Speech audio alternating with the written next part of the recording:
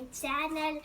അപ്പോൾ നിങ്ങൾക്കറിയാവുന്ന പോലെ ഞാൻ കുറേ നാളായി കുറേ വീഡിയോസ് ഒക്കെ ഇട്ടിട്ട് കാരണം എന്താ ഞാൻ തിരിച്ചു പറയാം. കാരണം എൻ്റെ സ്കൂൾ വെക്കേഷൻ തന്നെ ഇപ്പോഴാണ് തുടങ്ങിയത്.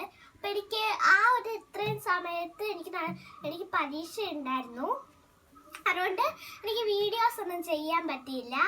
അപ്പം ഇന്നൊരു സമയം കിട്ടിയപ്പോൾ എൻ്റെ വീഡിയോ ഒന്ന് ചെയ്യാമെന്ന് വിചാരിച്ചു. അപ്പം നമ്മുടെ ഇന്നത്തെ കൺസെപ്റ്റ് എന്താണെന്ന് വെച്ച് കഴിഞ്ഞാൽ, ഞാൻ ഇന്നും ഇന്നലെയും രാവിലെ എല്ലാം കുറേ ദിവസം കൊണ്ട് വരച്ച കുറേ പിക്ചേഴ്സ് ഉണ്ട്.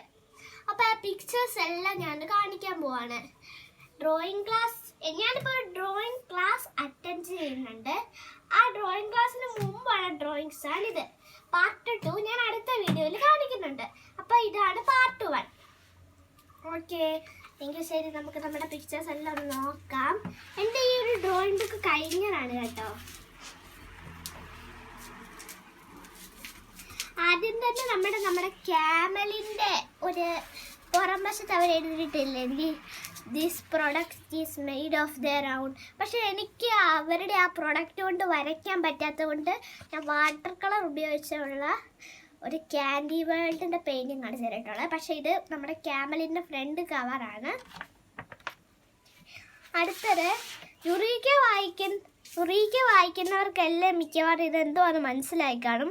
യുറീക്കയിൽ 1, 2 എത്ര പതിപ്പാണെന്ന് എനിക്കറിയില്ല. ഒരു 52, 53 സംതിങ് ആണ്. ആ ഒരു പതിപ്പിലെ ഒരു പെൺകുട്ടി ചന്ദ്രനെ തൊടുന്ന ഒരു ഫോട്ടോയാണിത്. അടുത്തത് യുറീക്കയിലെ തന്നെ ഒരു കുട്ടിയാണ്.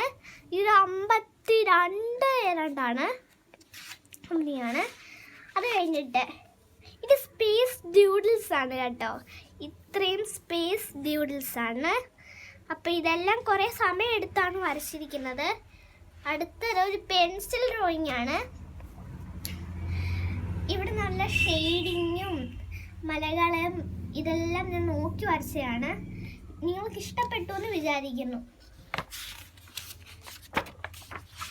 അടുത്തത് കളിക്കുടിക്കയിൽ നമ്മുടെ സബ്സ്ക്രൈബ് ചെയ്യണമെന്ന് എല്ലാവരും പറഞ്ഞിട്ടുണ്ടായിരുന്നു. നമ്മുടെ സബ്സ്ക്രൈബ് ചെയ്തിട്ട് നമുക്ക് 4 എണ്ണം കൂടുതൽ വരുമെന്ന് അന്നത് പറഞ്ഞിട്ടുണ്ട്. അപ്പം ആ കുട്ടി ഇങ്ങനെ ചെണ്ട കൊട്ടുന്ന സീനാണ് ഞാനിവിടെ ഇത് വരച്ചേക്കുന്നത്. അടുത്തത് എല്ലാവർക്കും അറിയാവുന്ന ഒരു നല്ല ഒരു ചാനലാണ് നമ്മുടെ ഡ്രോസോ ക്യൂട്ടിൽ ലെമണേഡും പിന്നെ വേഫേഴ്സും ആണ് ഞാനിവിടെ വരച്ചേക്കുന്നത്. ബ്രൗൺ മാർക്കർ എനിക്ക് അത്രക്കില്ലായിരുന്നു. ഞാനൊക്കെ അഡ്ജസ്റ്റ് ചെയ്ത് എനിക്ക് പറ്റുന്ന രീതിയിൽ ഞാൻ വരച്ചിട്ടുണ്ട്. അടുത്തത് എനിമി കണ്ടിട്ടുള്ളവർക്ക് ഇതെന്തുവാന്ന് മനസ്സിലാവും. ഇവളുടെ പേര് ഞാനാണെങ്കിൽ മുമ്പ് വശം ഒന്ന് കാണിക്കുന്നുണ്ട്. നിങ്ങൾ അത് നോക്കി ഇതിൻ്റെ പേരെല്ലാം ഒന്ന് കണ്ടുപിടിച്ച് നോട്ടീസ് ചെയ്ത് വെക്കണം. എനിക്കിത് അത്രക്കിതില്ല. അത് കഴിഞ്ഞിട്ട് നമ്മുടെ ചേക്കുട്ടി വായിച്ചിട്ടുള്ളവർക്കും ഇതൊക്കെ മനസ്സിലാവും. നമ്മുടെ ചേക്കുട്ടിയാണെങ്കിൽ ഒരു പാവയാണ്.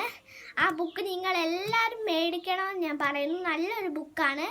8 മുതൽ 10 വരെയുള്ള കുട്ടികൾക്കൊക്കെ നല്ലൊരു ബുക്കാണ് ചേക്കുട്ടി.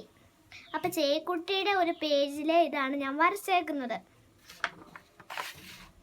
അത് കഴിഞ്ഞിട്ട് ഇത് എൻ്റെ ഡ്രോയിങ് ക്ലാസ്സിൽ എന്നെ പഠിപ്പിച്ചതാണ് കേട്ടോ. ഈ ബസ്സൊക്കെ ഡ്രോയിങ് ക്ലാസ്സിൽ എന്നെ പഠിപ്പിച്ചതാണ്. ഈ ടെഡി ബിയറും ആംഗ്രി ബേർഡ്സും പിന്നെ ഈ ട്രീക്ക് എനിക്ക് അത്രയും കളർ അടിക്കാൻ പറ്റിയില്ല.